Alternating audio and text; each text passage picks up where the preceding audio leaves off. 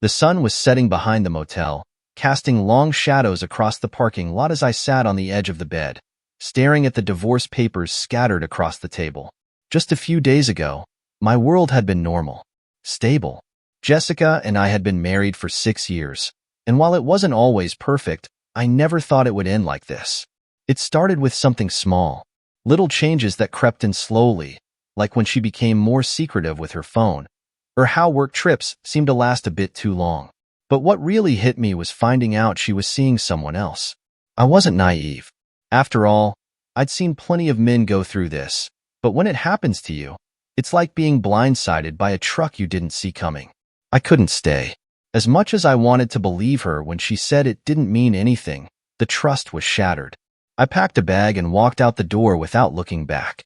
Moving into this dingy motel room, I thought I could escape the noise, the memories. But even in the quiet, my mind raced. I had done everything to make our life stable, to give us the kind of future we always talked about. And yet, here I was alone, with my marriage in pieces. 3 days after I left, something happened I didn't expect. There was a knock on the door. At first, I thought maybe it was the motel manager or someone coming to check on the room, but when I opened it, I froze. It was Lisa, Jessica's mother. I hadn't spoken to Lisa since I moved out. I wasn't sure how to feel. She stood there, looking at me with those piercing green eyes, a hint of sadness behind them. She had always been supportive, always been kind. But seeing her here, now, in the midst of this mess, threw me off balance. "I thought I'd come by and check on you," she said, her voice gentle but firm. I stepped aside and let her in, still trying to figure out why she'd come. She sat down on the couch, glancing around the room as if trying to understand the wreckage of my life that she had walked into. After a few moments of silence, she turned to me. "I'm sorry, Nick. I didn't raise Jessica to be like this," she said softly. Her words hung in the air. I wasn't sure how to respond, but the guilt that seemed to be weighing on her was obvious. It was strange, sitting there with my soon-to-be ex-mother-in-law, talking about the woman who had broken my heart. "It's not your fault, Lisa," I finally said, though part of me wasn't sure if I believed it. Jessica had made her choices, but somehow, sitting here with Lisa, I felt like I wasn't the only one caught in the crossfire. Lisa sighed, a single tear rolling down her cheek. I thought things would be different for her. For you both." We talked for a while, not just about Jessica, but about life, family, and all the things that had fallen apart in the span of a few months. There was a comfort in her presence that I hadn't expected, but as the conversation went on, I noticed something strange. There was a tension in the air that hadn't been there before, something unspoken between us. When she finally stood to leave, she hugged me. It was meant to be comforting, but as she held on a little longer than expected, I felt something shift. She looked up at me, her green eyes locking onto mine with an intensity one hadn't seen before. "Whatever happens, Nick," she said softly, "I don't want you to cut me out of your life." Her words hit me harder than they should have. I nodded, not trusting myself to say anything. After she left, I sat there for a long time, trying to make sense of what had just happened. That night, I woke up drenched in sweat, the image of Lisa flashing in my mind. It wasn't just a dream. It was vivid, almost too real. I shook my head, trying to push the thoughts away, but something had changed. And deep down, I knew things were about to get a lot more complicated. The days after Lisa's visit blurred together. I went through the motions, waking up, going to work, trying to keep my head down. But no matter how hard I tried, I couldn't shake the feeling that something was different. It wasn't just the impending divorce or the anger I felt toward Jessica. It was Lisa. Her words, the way she looked at me when she left, it stuck with me. 2 weeks passed before I heard from her again. I wasn't expecting her to call. In fact, I thought maybe she decided to stay out of it, give me space. But one afternoon, while I was sitting at my desk pretending to work, my phone rang. Her name flashed on the screen, and for a second, I considered letting it go to voicemail. But curiosity got the better of me. "Nick, it's Lisa," she said, her voice calm, as if the awkwardness from the other night didn't exist. "I wanted to check on you, see how things are going." I hesitated before answering. "I'm getting by," I said, which wasn't a complete lie. Things were moving forward with the divorce, and I was just trying to keep my head above water. But something in her tone made me think this wasn't just a casual check-in. There was a pause on her end, and then she said, "I know it's been rough. That's why I was wondering if you'd like to have dinner with me this Friday. I figured you could use a break from everything, and we could catch up." I wasn't sure how to respond. Dinner with my soon-to-be ex-mother-in-law? It seemed like a bad idea, but at the same time, there was a part of me that was drawn to it. Maybe it was the loneliness, or maybe it was something else, something I didn't want to admit. "Dinner sounds nice," I said before I could overthink it. "Where do you want to go?" "Why don't I pick you up around 7? "I know a place," she replied, and I could hear a smile in her voice. When Friday came, I wasn't sure what to expect. I'd spent the entire day feeling uneasy, as if something was about to happen, but I couldn't quite put my finger on it. As I got ready, pulling on a jacket that I hadn't worn in months, I glanced at myself in the mirror. I looked tired, worn out, the kind of tired that sleep doesn't fix. At exactly 7 p.m., there was a knock on my door. When I opened it, I was greeted by a sight I hadn't expected. Lisa stood there, dressed in a sleek, black dress that hugged her curves just enough to make me do a double take. Her hair, usually tied up, was loose and framed her face, and the light makeup she wore accentuated those striking green eyes. I swallowed hard. This was not the Lisa I was used to seeing. "Wow," I said, my voice coming out rougher than I intended. "You look incredible." Lisa blushed, a small smile tugging at the corner of her lips. "Thank you, Nick. I thought I'd dress up a bit. It's been a while since I've done anything like this." She led the way to her car, a shiny new sedan that was far too nice for someone who usually drove an old station wagon. I didn't ask where the new car came from. Instead, I tried to shake the strange feeling building inside me. This wasn't the Lisa I'd known for years. There was something different, something almost magnetic. We drove to an upscale restaurant on the edge of town, one of those places with low lighting and a jazz trio playing softly in the corner. As we walked inside, the maitre d' greeted Lisa like an old friend, guiding us to a table near the back, away from the crowd. Over dinner, Lisa was in high spirits, chatting easily about her charity work and the new project she had taken on since Bill's passing. But as the evening wore on, the conversation shifted. She asked about the divorce, about how I was holding up. I told her about the endless back and forth with the lawyers, about Jessica's attempts to slow things down. "Jessica never appreciated you the way she should have," Lisa said suddenly, her voice lowering. Her eyes flicked up to meet mine, and there was something in her gaze that made my heart race. "I don't know about that," I said, trying to deflect, but Lisa didn't let it go. "You deserve more than what she gave you, Nick," she continued, leaning in slightly. "I've known that for a long time." The air between us grew heavier, and for a moment, I wasn't sure how to respond. I could feel the tension building, the kind of tension that was impossible to ignore. After dinner, we walked out of the restaurant and into the cool night air. I was about to suggest heading back to the motel when Lisa turned to me, her voice softer now. "Would you like to come back to my place for a drink?" she asked, her eyes searching mine. I hesitated. I knew where this was going, or at least, I thought I did. And yet, I couldn't bring myself to say no. "Yeah," I said, my voice barely above a whisper. "I'd like that." As we drove back to her house, my mind raced. I knew this was dangerous territory, but there was something about Lisa, something that made it impossible to turn away. By the time we pulled into her driveway, the suspense had built into something almost unbearable. We stepped inside, and as I helped her with her coat, her hand brushed mine. I felt a jolt, like electricity sparking between us. She looked up at me, her eyes darker now, filled with an intensity that made my breath catch. "Nick," she whispered, stepping closer, "I've wanted to tell you something for a long time." Before I could ask what she meant, she closed the distance between us, her lips brushing against mine. For a split second, I froze, caught between what was right and the desire that had been building inside me for weeks.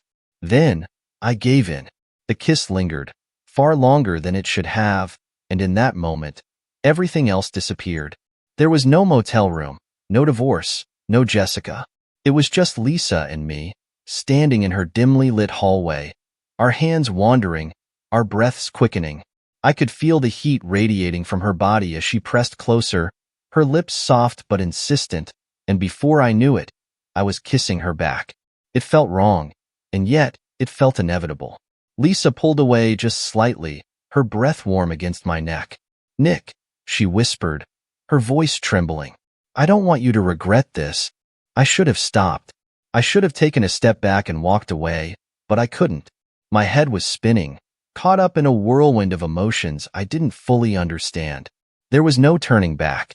I said, my voice barely a whisper. "I don't regret anything." That was all she needed to hear. Lisa grabbed my hand, pulling me toward the bedroom, her movements urgent but still hesitant, as if she was testing the waters, waiting to see if I would pull away. But I didn't.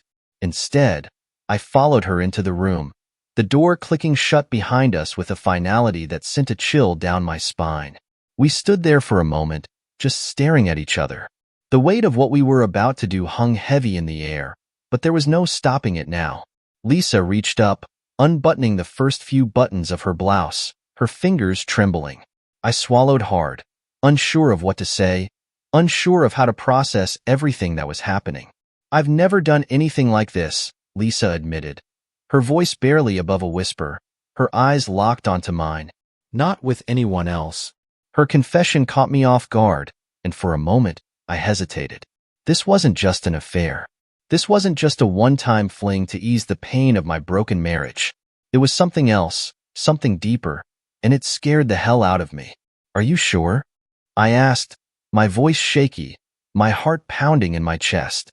Instead of answering, Lisa stepped closer, her fingers trailing down my arm, sending shivers across my skin. There was no hesitation in her touch, no uncertainty.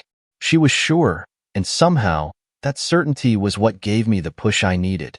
I reached for her, pulling her close, our bodies colliding in a way that felt both familiar and foreign.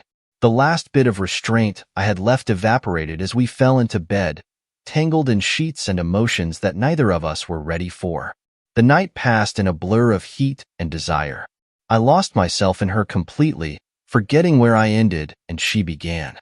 It wasn't just about the physical connection, though that was undeniable. It was about the release, the escape from the mess my life had become.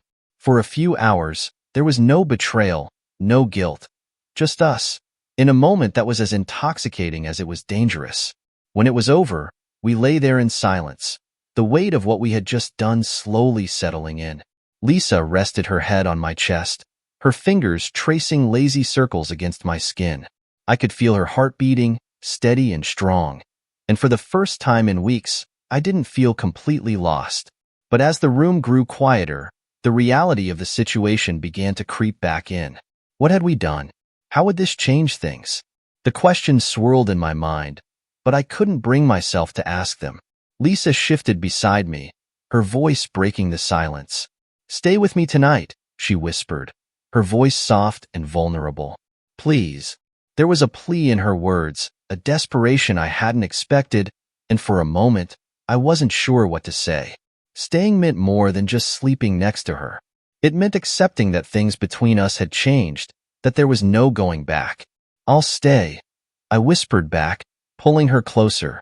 We fell asleep like that, tangled together in a mess of sheets and emotions. But as much as I wanted to shut out the world, the reality of what we had done loomed over me.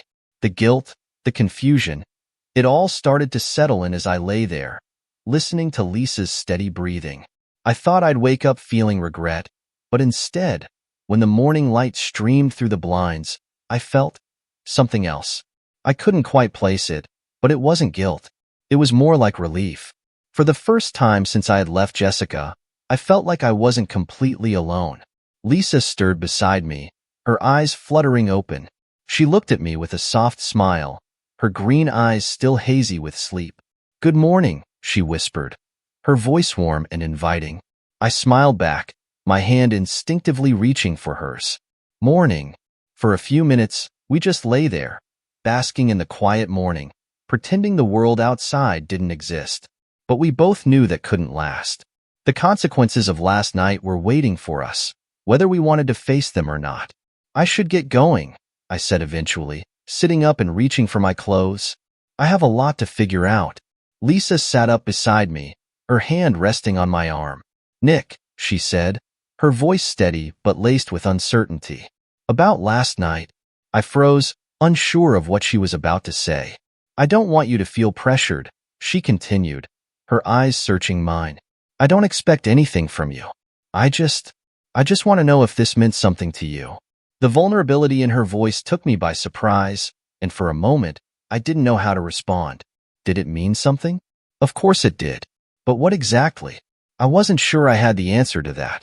It did, I said finally, my voice quiet but firm. It meant something. Lisa let out a breath, her shoulders relaxing just slightly. Good, she said with a small smile. Because it meant something to me too. I nodded, trying to process everything. This wasn't just a one-time thing. This was the start of something bigger, something I wasn't sure either of us were ready for. As I left her house that morning, my mind was a whirlwind of thoughts. The lines had been crossed, and there was no turning back now. But the real question was, what happens next? The next few days were a blur. I went back to the motel, back to work, back to the same routine, but everything had changed. Lisa was on my mind constantly. I couldn't stop thinking about what had happened that night, the way her touch lingered long after I'd left her house. Every time my phone buzzed, my heart jumped, half expecting a message from her. But nothing came. I wasn't sure what to make of the silence. Part of me thought maybe she regretted it. Maybe she realized that what we'd done was a mistake. And yet, another part of me couldn't stop replaying the way she had looked at me, the way she whispered my name in the dark. There was no way this was just a one-time thing. It felt bigger than that. Too intense to just let it go. On the third day, as I was leaving work, my phone rang. I fumbled to answer it, seeing her name flash on the screen. My stomach flipped. Hey, I said, trying to sound casual, but failing miserably. Nick. Lisa's voice was soft, almost hesitant. I've been thinking about everything. My heart skipped a beat. I didn't know where this was going, but I braced myself for whatever came next. Yeah, me too, I admitted, keeping my voice steady. We probably need to talk. I was hoping you'd say that, she said, a hint of relief in her tone. Can you come over tonight? I don't want to do this over the phone. I paused. Going back to her place meant crossing that line again, facing the reality of what we'd done. But I couldn't keep avoiding it either. We needed to figure this out, no matter how messy it was. Yeah, I said finally. I'll be there. Later that evening, as I drove to her house, the tension in my chest grew. My mind raced with every possible outcome of this conversation, but none of it made sense. How was this going to work? What did this mean for us? And most importantly, what did it mean for my already crumbling marriage to her daughter? When I pulled up to her house, Lisa was waiting on the porch, arms crossed, looking as anxious as I felt. She gave me a small smile as I walked up, but I could see the worry in her eyes. We went inside, the silence between us growing heavier with every step. She led me to the living room, where we sat on opposite ends of the couch. It felt like we were both afraid to make the first move, like we were balancing on the edge of something neither of us could control. So, I said, breaking the silence, I guess we should talk. Lisa nodded, her fingers twisting together in her lap. Nick, I don't know where to start. That night, she trailed off, her voice catching. I could see the struggle in her eyes, the confusion and guilt warring with something deeper. I wasn't sure if it was love or desire, but it was there, undeniable. I don't regret it, I said, my voice firmer than I expected. But we have to figure out what this means. For both of us. Lisa looked down, biting her lip before speaking. I've been alone for so long. After Bill died, I thought I'd never find someone who made me feel alive again. But you, Nick, I wasn't expecting this. I wasn't expecting to fall for you. Her confession hit me like a punch to the gut. I had suspected it, but hearing it out loud made everything feel more real and more complicated. I don't know what to say, I admitted. I care about you, Lisa. More than I should, probably. But this, what we're doing, it's not simple. There are a lot of things to consider. I know, she whispered, her voice trembling. I've been thinking about that too. About Jessica, about how this would change everything if she found out. At the mention of Jessica, my stomach twisted in knots. The reality of the situation came crashing back. I was still in the middle of a divorce from her, and now I was involved with her mother. It was like a twisted nightmare I couldn't wake up from. What do we do?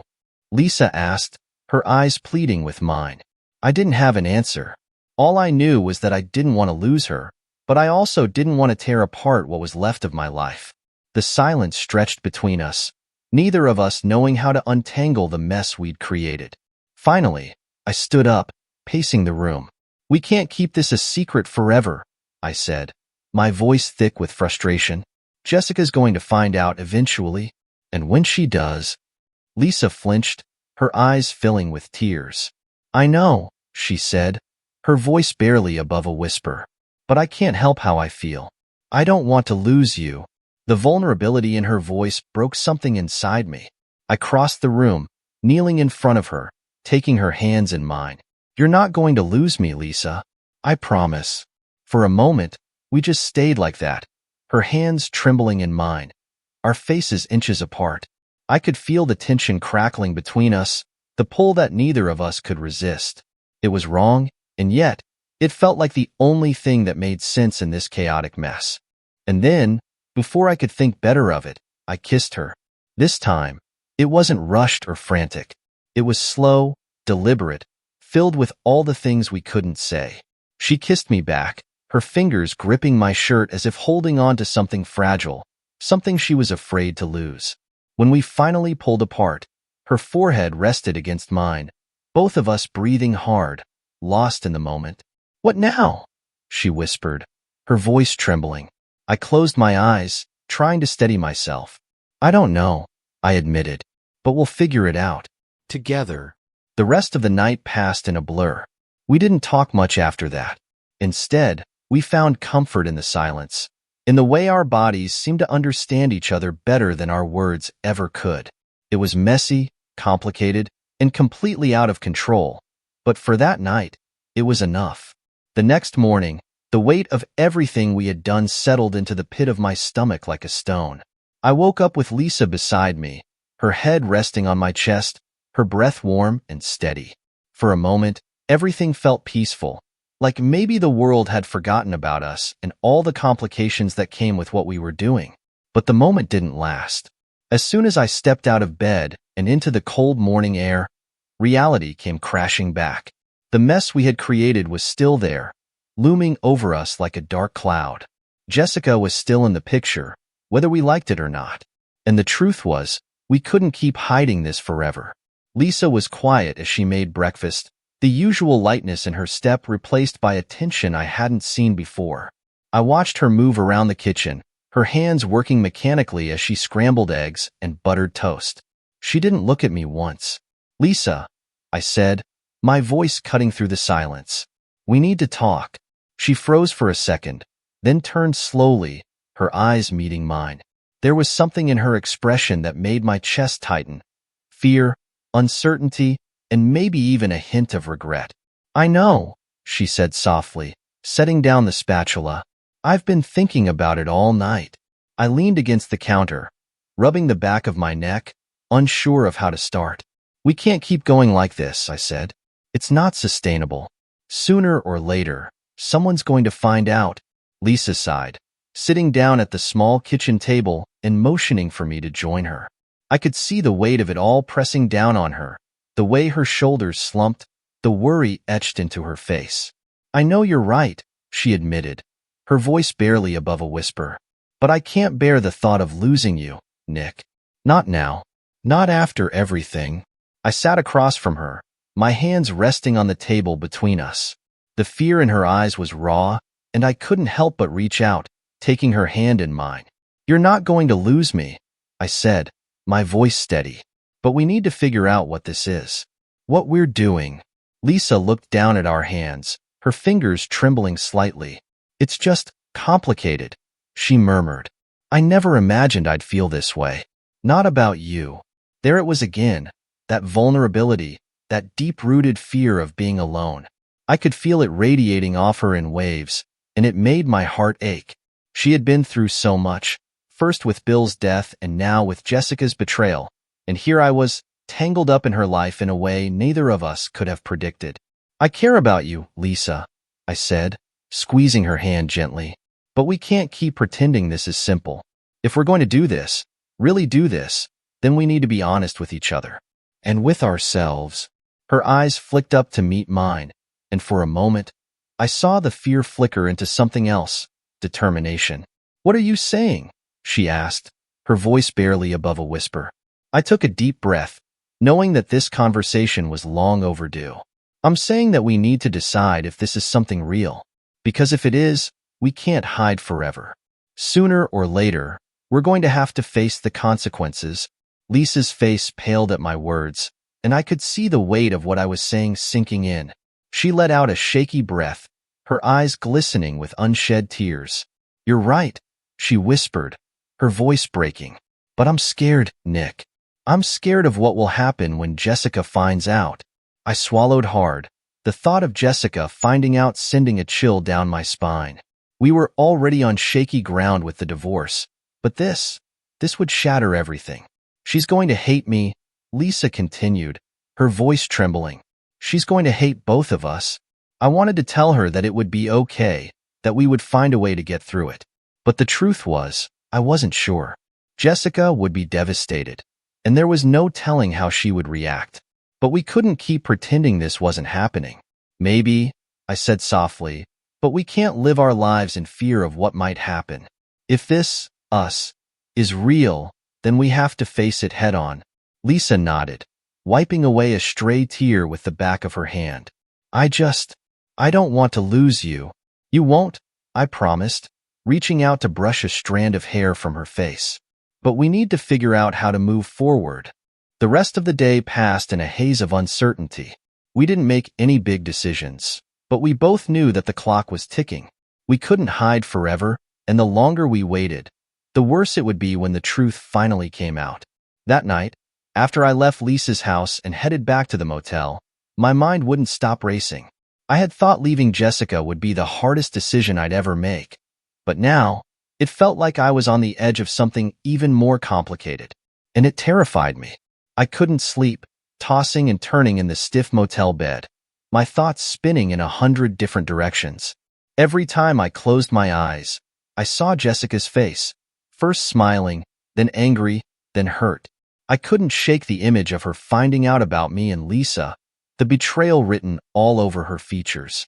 Around 2 a.m., my phone buzzed. I groaned, reaching for it, half expecting a work email or some spam message. But when I saw Lisa's name on the screen, my heart skipped a beat. "I can't sleep. I keep thinking about what we talked about." I stared at the message for a moment, my fingers hovering over the keyboard. I didn't know what to say, didn't know how to make any of this easier for her. But I had to try. "Me too," I typed back. "We'll figure this out, Lisa. One step at a time." A few minutes later, my phone buzzed again. This time, her message was shorter, but it hit me right in the chest. "I don't want to lose you." I closed my eyes, leaning back against the pillow, the weight of her words settling over me like a blanket. I didn't want to lose her either. But the road ahead was murky, filled with uncertainty and potential heartbreak. The only thing I knew for sure was that there was no going back. The next week felt like walking on the edge of a cliff, knowing that at any moment, the ground beneath me could give way. I kept telling myself that we would figure it out, that Lisa and I would find a way to make this work without everything crashing down. But deep down, I knew it was only a matter of time before our secret came out. Lisa and I continued seeing each other, but there was a new tension between us now. Every kiss, every touch was laced with the weight of what we were hiding. It felt like we were stealing moments, trying to hold on to something that wasn't meant to last. And the worst part was, I didn't know how much longer we could keep this up. Then, everything changed. It was a Friday afternoon, and I had just left work early to meet Lisa at her house. We had been texting back and forth all day, making plans for the weekend. It felt like we were trying to carve out a space for ourselves in this chaotic mess, but there was always this underlying sense of urgency, like we were running out of time. When I pulled up to her house, something felt off. The driveway was empty, and the curtains were drawn. Usually, Lisa left the blinds open to let the sunlight in, but today, the house looked closed up, almost like no one was home. I parked and walked up to the door, my heart pounding in my chest. I knocked lightly, waiting for her to answer, but there was no response. I knocked again, harder this time, and called out her name. Still nothing. Worry began to creep in. I reached for my phone, about to call her, when I heard a noise behind me. The sound of a car pulling up the driveway. I turned just in time to see Jessica's car rolling to a stop, and for a split second, my heart froze. She stepped out of the car, her face unreadable, but there was something in her eyes that sent a chill down my spine. It was like she already knew. My stomach twisted into knots as she slammed the car door and started walking toward me, her steps slow and deliberate. "Nick," she said, her voice cool, but there was a sharp edge to it. "What are you doing here?" I opened my mouth to respond, but the words wouldn't come. My mind raced, trying to come up with an excuse, a reason why I was standing outside her mother's house in the middle of the day. But nothing sounded convincing, not even to me. I was checking on Lisa, I stammered, feeling the weight of my lie even as I said it. Jessica's eyes narrowed, and she crossed her arms, standing just a few feet away from me. "Really? Because I just got off the phone with her, and she didn't mention anything about you coming over." The air between us felt thick, like it was closing in on me. I couldn't breathe. She was already suspicious, and now I was caught standing here like an idiot, fumbling for an excuse that didn't exist. I started, but Jessica cut me off. "What the hell is going on, Nick?" she demanded, her voice rising. "Why are you here?" I could feel the panic rising in my chest, my pulse pounding in my ears. This was it. This was the moment everything came crashing down. The secret was out, and there was no way to stop it now. Before I could respond, the front door opened, and Lisa stepped out onto the porch, her face pale, her eyes wide with panic. She must have heard Jessica's voice, and the look on her face told me everything I needed to know. She wasn't ready for this. Neither of us were. "Mom?" Jessica's voice was sharp now, her eyes flicking between me and Lisa. "What's going on?"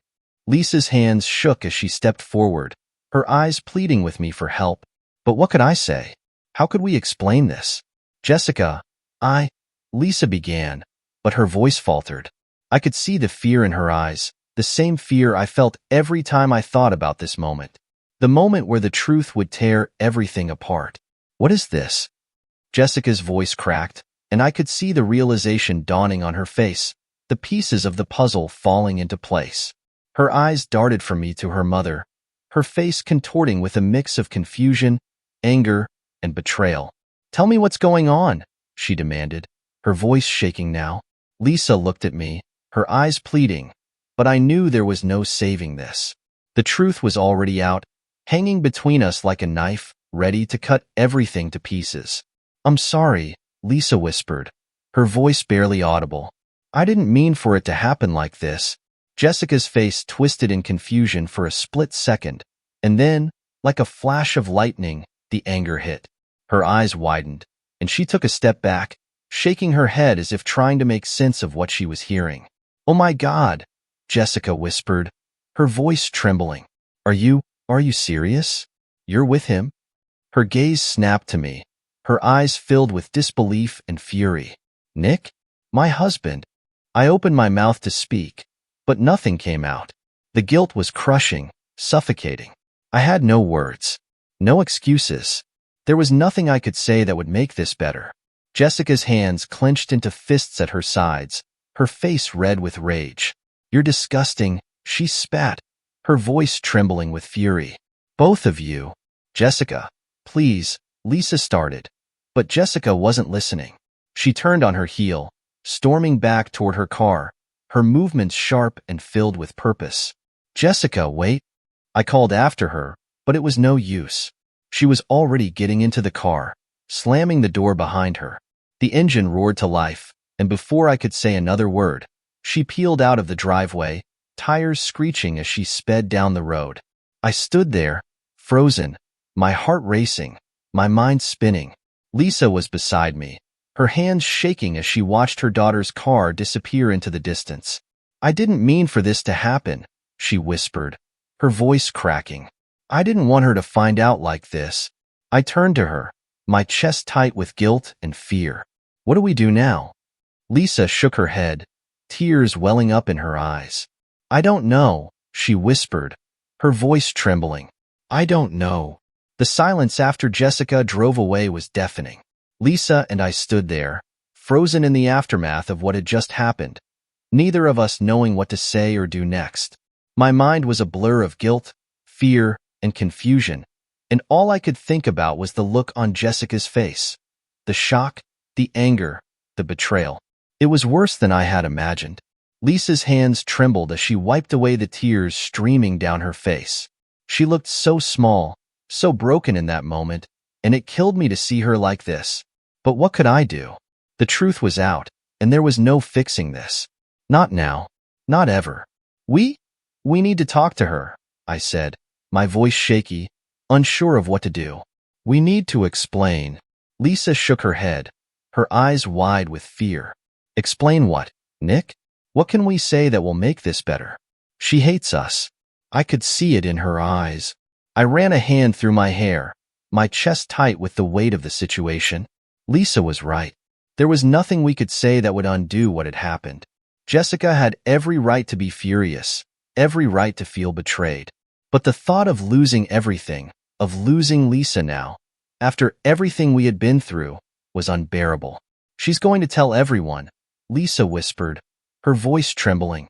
My friends, my family. She'll never forgive me. I didn't have the words to comfort her. The reality of what we had done was starting to sink in, and the consequences felt like a tidal wave crashing down on us. I don't know what to do, I admitted, my voice barely above a whisper.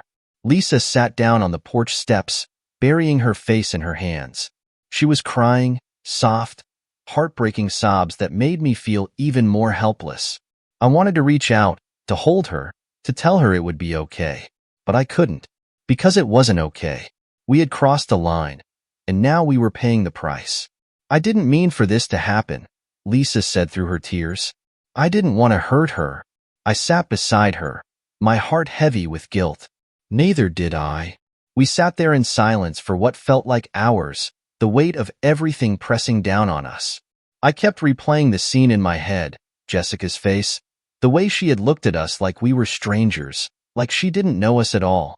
And in that moment, I realized something terrifying. Maybe we didn't know ourselves either.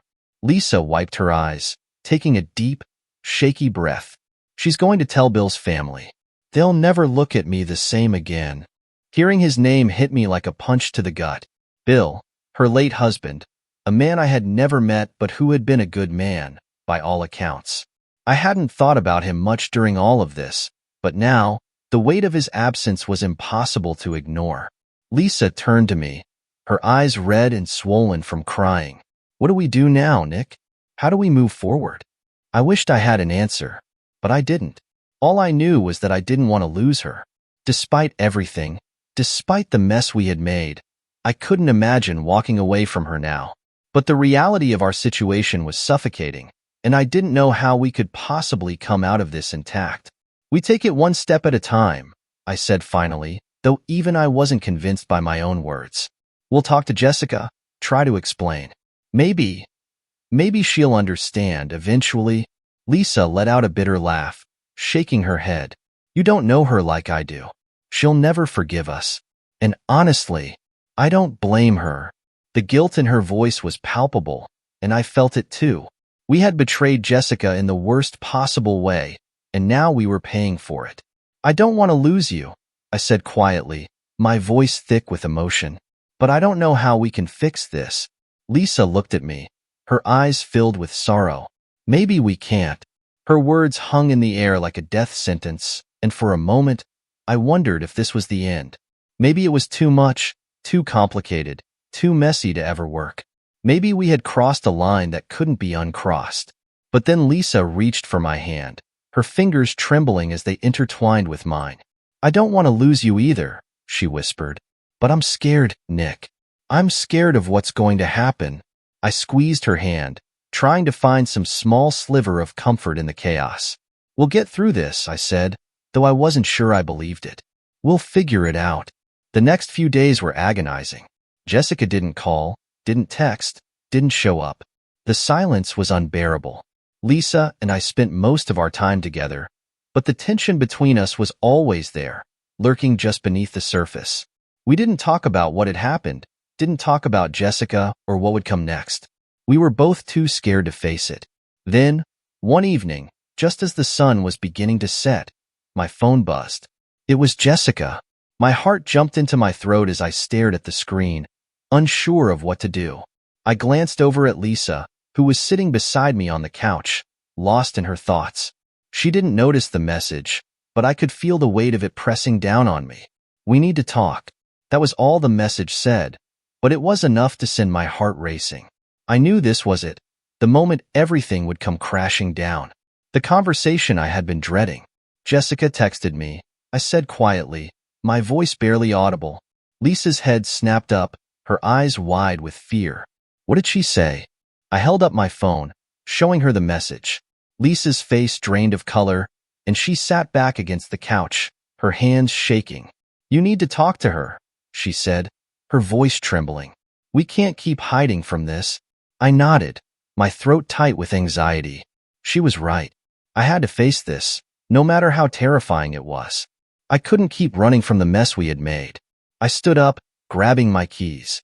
"I'll go meet her." Lisa reached out, grabbing my arm before I could walk out the door. "Nick," she whispered, her eyes pleading. "Please, don't give up on us." I leaned down, kissing her gently on the forehead. "I won't," I promised, though even as I said the words, I wasn't sure how I could keep them. The drive to Jessica's place felt like an eternity. My mind raced with 1,000 different thoughts, 1,000 different ways this conversation could go. None of them ended well. When I pulled up in front of her apartment, I took a deep breath, trying to steady myself. This was it. I knocked on the door, my heart pounding in my chest. After what felt like an eternity, the door swung open, and there she was, Jessica, standing in the doorway, her arms crossed over her chest, her eyes cold and unforgiving. "Come in," she said, stepping aside to let me through. I walked inside, the tension between us so thick it was almost suffocating. Jessica shut the door behind me, and for a moment, neither of us spoke. The silence stretched on, heavy and unbearable, until finally, she broke it. "Why?" she asked, her voice shaking with anger. "Why her, Nick?" Jessica's question hung in the air like a sharp blade, ready to cut through whatever fragile connection we had left. Her voice, trembling with hurt and anger, echoed in the small apartment, making the space feel even more suffocating. I stood there, rooted to the spot, unable to answer right away. What could I say? There was no excuse for what I had done. Nothing I could offer that would make this betrayal any less painful for her. "I don't know," I said finally, my voice hoarse, barely audible. "It just happened." Jessica's eyes flashed with fury. "It just happened," she repeated, her voice rising. "You were my husband, my mother. You don't just accidentally fall into bed with her." She was right. Of course, she was right. This wasn't an accident. It was a series of choices, bad choices, and now I was standing in the wreckage of those decisions, trying to find a way to make sense of it all. "I'm sorry," I said, the words feeling hollow as they left my mouth. "I never meant for this to happen, Jess. I never wanted to hurt you." Her laugh was sharp, bitter, and filled with disbelief. "You never wanted to hurt me," she echoed, shaking her head.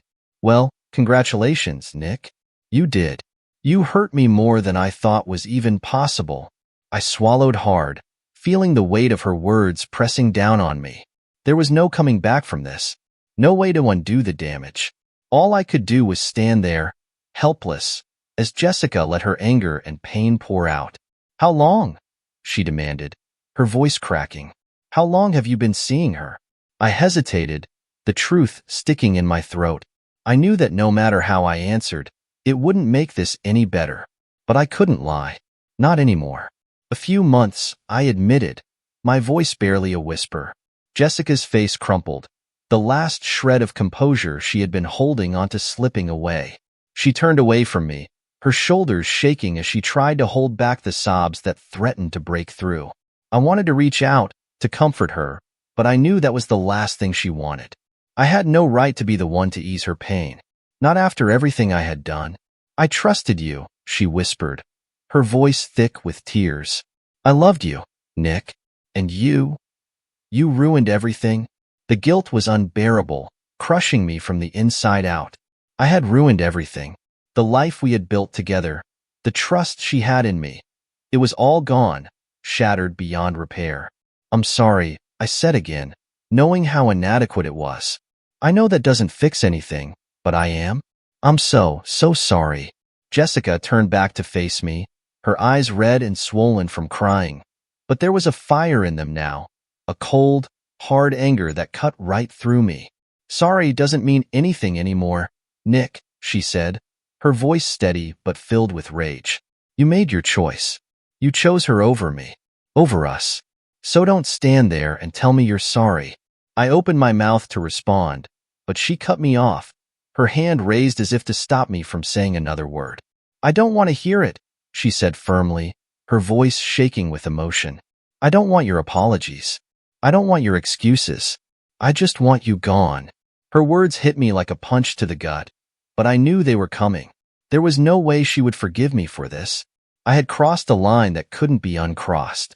I'll leave, I said quietly, my voice heavy with resignation. But before I go, I want you to know that I never stopped caring about you.